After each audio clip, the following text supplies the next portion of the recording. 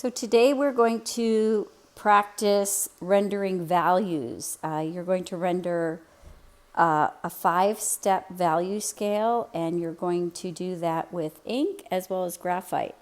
So in your sketchbook, I'm going to have you create 2 grids, which will be 1 inches, 5 1-inch squares 2 times. So I'm marking off 1 inches here.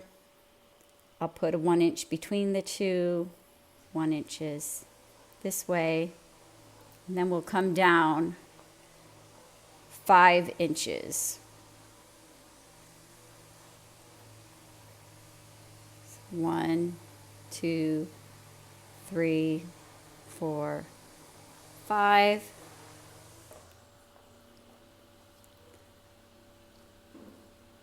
And then using your straight edge along the side of the paper.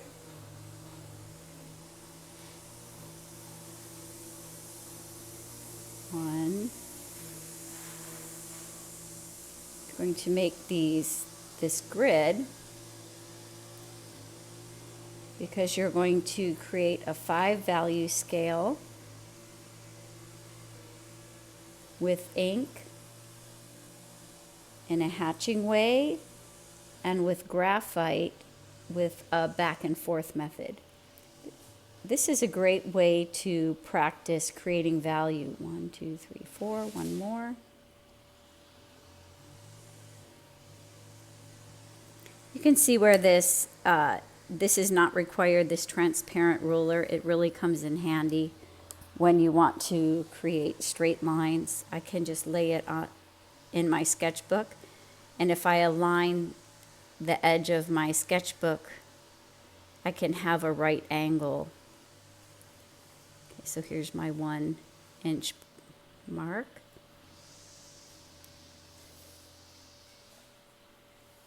Here's the 1 inch point. Lining this up along the edge of my sketchbook so that my squares are squared off properly. It's the same as using a right edge T-square and triangle. This ruler helps to avoid the T-square and the triangle. Okay, so I have a grid with 2 5-inch squares. I can clean up the extra edges with my kneaded eraser on these squares. Go in and with your kneaded eraser, just clean up, make sure your eraser is clean. Clean up the extra lines in between. Okay, so I am doing this on a flat surface, my 2 grids, and then when I will do a demo of how to go about this value scale, and I will be upright. Okay, for this next demo, what we're going to work on, this is a value exercise.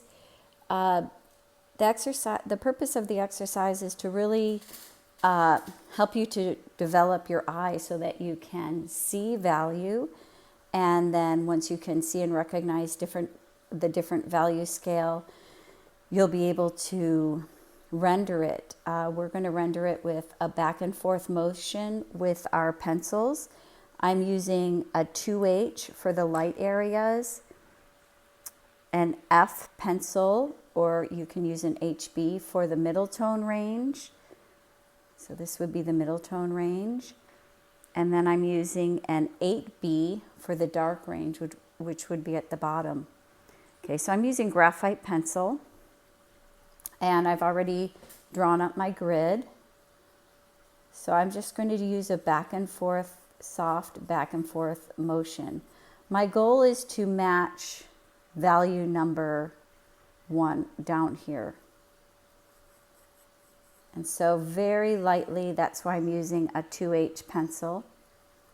To do these values, I am using my fine motor skills. I'm just using my fingers to move that pencil gently back and forth. When you are practicing your drawing and your sketch methods, it makes sense to always move your pencil in the same direction when you're going across an even field. Okay, so I think this is roughly going to be good enough for that lighter value. I got a little bit dark up here. And I have a grayscale and value finder. You can purchase these online. They're not very expensive. They're through the Color Wheel Company. If you want to have a value finder with you, and we'll choose 5 values out of this. I'm starting with this light value tone. So then you can hold your value finder next to your value to match it. So I did value number 1. Then I've got 1, 2, 3. Let me look at value number 3. I'll jump to value number 3 and try to match that. And then I'll jump to value number 5, and then I'll try to create values in between those 2 values. So now I'm going to jump to value number 3, and I'll just move my value chart over to the right. For value number 3, I'm going to use my mid-tone, which is my F pencil. You can also use HB, either one. Once again, it's just a back and forth motion. As you can see, this application is a little bit darker with this mid-tone pencil. This exercise is really important to actually do because it will give you an opportunity to become familiar with your pencil leads, how they work. Control of your materials is really important. And you will grow in that process of controlling your materials as you practice. I'm just using a feather-like stroke. I'm not pushing hard. So this is what's really great about using multiple pencils is that if you know which pencil to use, you'll be all set. Once again, I will hold my value finder next to that value and see if I need to go darker or lighter.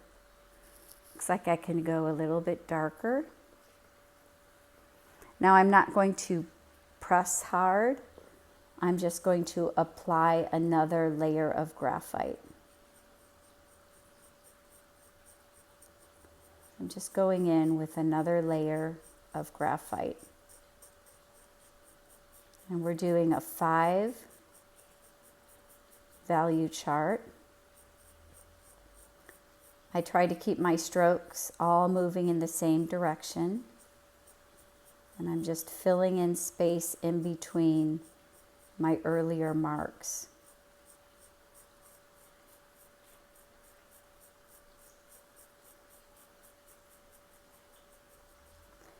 Don't worry too much about going outside the lines. If that happens, you just take your kneaded eraser, make sure the kneaded eraser is clean, and you could pick up any excess graphite by squeezing that eraser and just going along the edge. The level of neatness and craft is up to the individual. This is an expressive drawing class, so it's nice to have a neat sketchbook, but we won't be worried about fine detailed edges unless that is your intention. So let's check that value.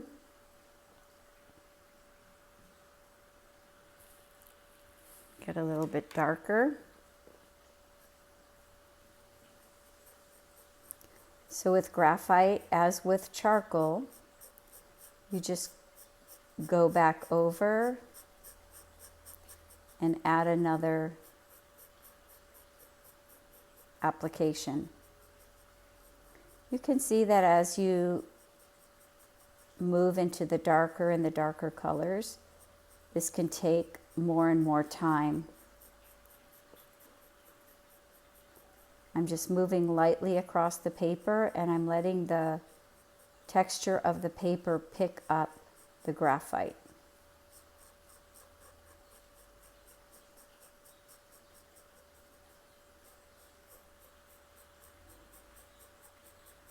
Keeping in mind this is a mid-tone value, so I can just keep adding to it.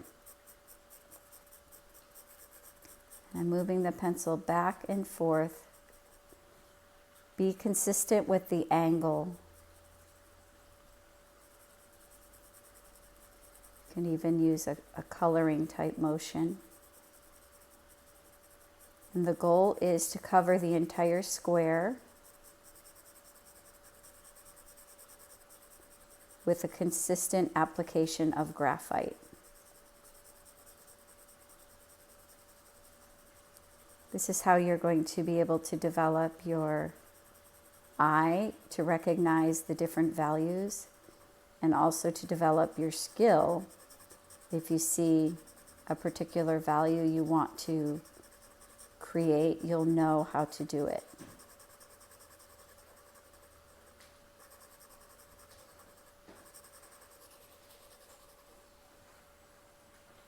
Okay. Okay, so now then we're going to jump down to the darkest value. With the darkest value, I will use my HB. I'm just moving slow. I'm not pressing too hard. You don't want to damage the paper.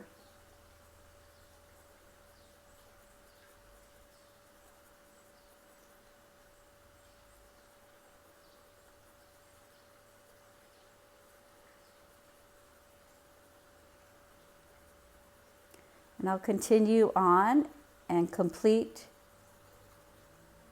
this square consistently, creating the darkest dark. I'll go darker there, and then I'll jump between these step 2 and step 4. So there's a smooth transition. Okay, so it's just a very slow and deliberate, gentle back and forth motion.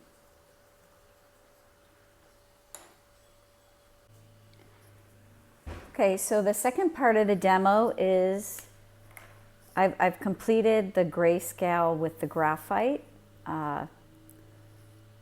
value 1, 2, 3, 4, 5. We'll be working with 3 to 5 values with our sketches this summer sketch semester. So I've got the 5 graphite values, and now I'll go in to use my graphic marker. Once again, you can use a micron pen, or this is just a graphic illustration marker, and I picked these up at Hobby Lobby. This is a 0.05 size nib, and I may grab a couple other sizes. I might grab the 0.3 and the 0.1, which is thicker. But for my lighter areas, here is hatching. Hatching is just using lines. I'm using a very thin lined graphic marker, and it's up to you. Everybody might have a different hatching style, whether you want to bring lines all the way across, whether you want those lines to be connected or not connected. Here we're just doing a very light value. And then when we go into cross hatching, it will get darker. So with hatching and cross hatching, the further apart the lines, the lighter the value, as you can see. Okay, so that's hatching, and then cross hatching would be crossing over. Here again, this is going to be a light value, so I can use cross hatching but not completely cover the whole area. It can be just a quick mark. Okay, now I'm just going to jump down into the mid-tone range. For the mid-tone, I will make sure that those hatch marks are closer to each other. The closer they are to one another, the darker the value. Here again, with hatching and cross hatching, each artist will develop their own style and technique. For this exercise, I do want you to just cover the entire square so you're comfortable with coverage of a 1 by 1 inch square. Here again, we're trying to match mid-tone. So we're light, mid-tone, and then we'll do our darker tone at the bottom. And come as close to a mid-tone value as possible. Come as close to the dark as possible when you're doing your dark tones.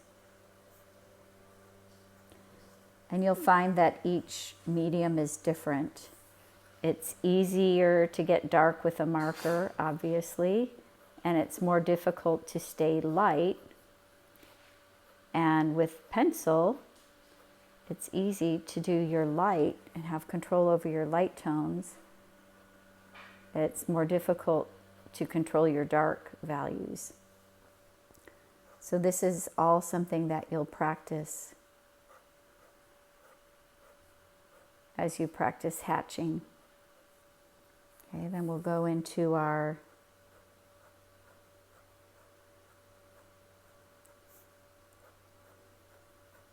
and be as consistent as you can with the type of hatching lines you use.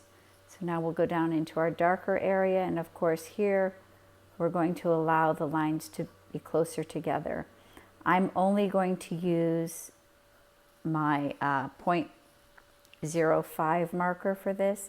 If I were to use the 0.3, obviously these lines would be thicker.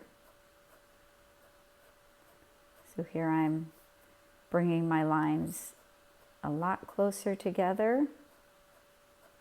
That will help me with creating a darker field.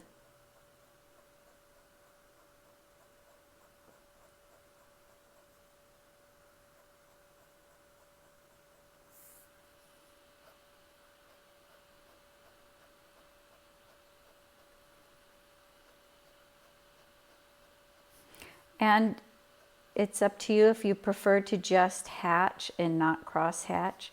You can experiment with both. You can just use hatching if you prefer that. And within your values, you can experiment with both hatching and cross hatching. Once again, the goal for these value charts is to practice your technique. So you're going to practice your own personal way of hatching and cross hatching, your own personal way of rendering with graphite. Whether you want those strokes to be quick and short, or whether you want them slow and long, that will be up to you.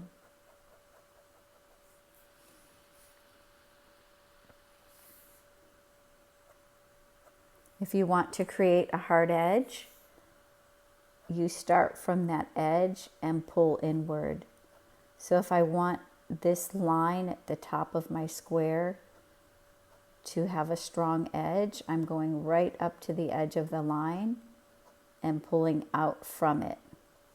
So when you are rendering or hatching a particular field, you're going to decide if you want hard edges or soft edges.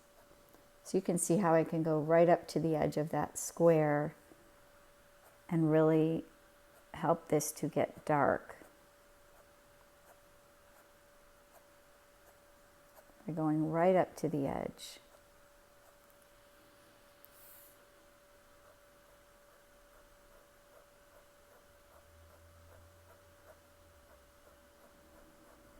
Once again, if the hash marks are closer together,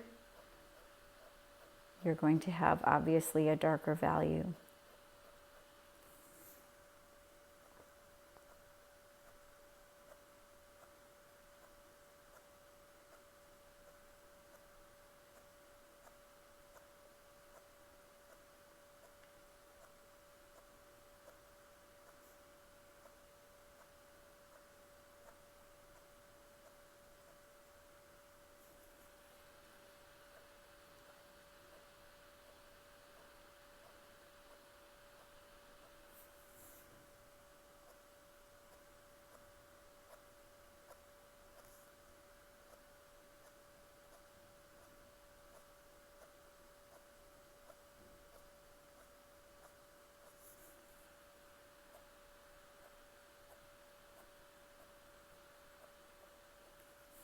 And you can move into the inside if you see an area that looks a little bit too light.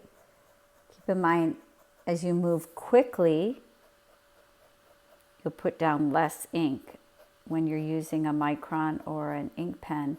If you hold it there for a while, you'll get some darker marks. Okay, and then what you'll do is fill in your, so this is value 1, you'll fill in value 2, and 3 is done, and 4.